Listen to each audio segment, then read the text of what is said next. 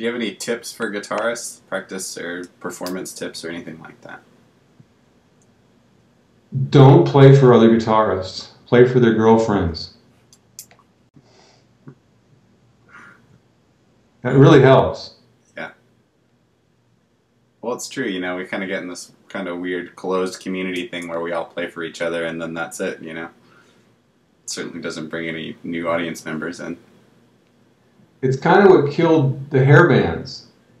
You know, they kept raising and raising the bar of virtuosity until you had bands like Whitesnake and Winger and Giant and Mr. Big. And I mean, these guys were like just tearing it up. You know, they were all studio aces and good writers, and they just kept raising the bar, you know, playing, oh, watch this, Kip. Well, watch this, Whitesnake. And before long, they lost their audience, and their audience went over to pretend that they were unhappy, flannel-wearing suburbites who had a lot of angst and trouble. And all the virtuosos got left behind with no work. And I know a lot of them, and you know, it's tough. You know, they've watched. It's not new, you know. I mean, Bach got music at the end of the Baroque so complex that a lot of folks really couldn't get it. And then along comes Mr. Melody, Mozart, with a whole lighter approach to music. And then as he got older, by his ripe old age of 26 or whatever, the music got more and more dark and serious, the harmony got more complex, the message got more deep.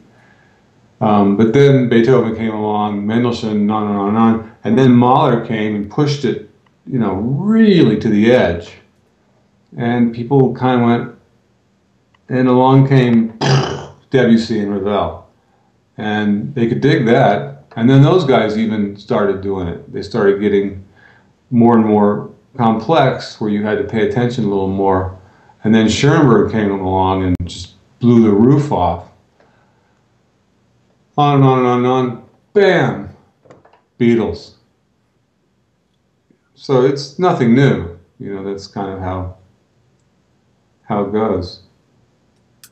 I feel like I'm getting off the subject. What was the subject? We were talking about tips for guitarists. Oh yeah, play for the girlfriends. Yeah. Or if it's a girl guitar player, play for the boyfriend. No, she should play for the girls too. Boys are all, you know, they want to see guys hit a home run and stuff, and throw a Hail Mary, and they want to see a plane fly by real fast, and you know, women are looking for something else. And it just so happens that when you mix the gender with the occupation, see, I think a plumber walks in off the street into your concert, and you're okay. You can play your heart, because that's all he's got to listen to. But if you play it for another guitar player who knows a similar amount of things as you do, you can't get in. And so there's no point in trying. Unless it's a judge for, you know, competition you're in, then you have to do whatever you have to do. I'm not sure what that is. I'm not a very good judge. I'm always the odd guy who gets a lot of argument. Yeah, but that guy, man, he played perfect. Oh. Are we designing space shuttle tiles, or are we making art here? As far as I know, perfection is not a part of art. I'm just another guitar player trying to figure out how to not work at Taco Bell, you know? Yeah.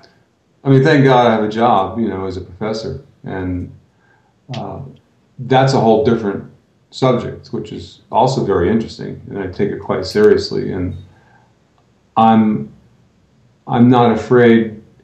There's a very important guitar program where I taught a master class once, and I was playing steel string at the time, and my concerts were half and half. I brought a nylon string, and I brought a steel string, and I played half and half.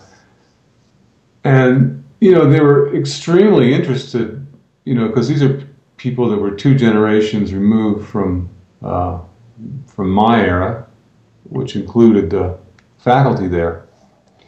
And they were really interested in what I was doing because they could see that I was getting some attention. And in this business, obviously, you need one thing, attention. And so they were very interested and had lots of questions about, you know, what am I doing? Why am I doing it? What should they do? And I said, don't sell your Les Paul.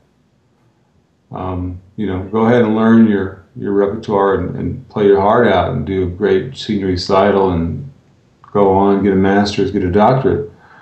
But at some point in your life, you may find that your love and zeal for SOAR or for Dion's or Clinia's or whatever, that may not be shared by enough people to keep you out of Taco Bell.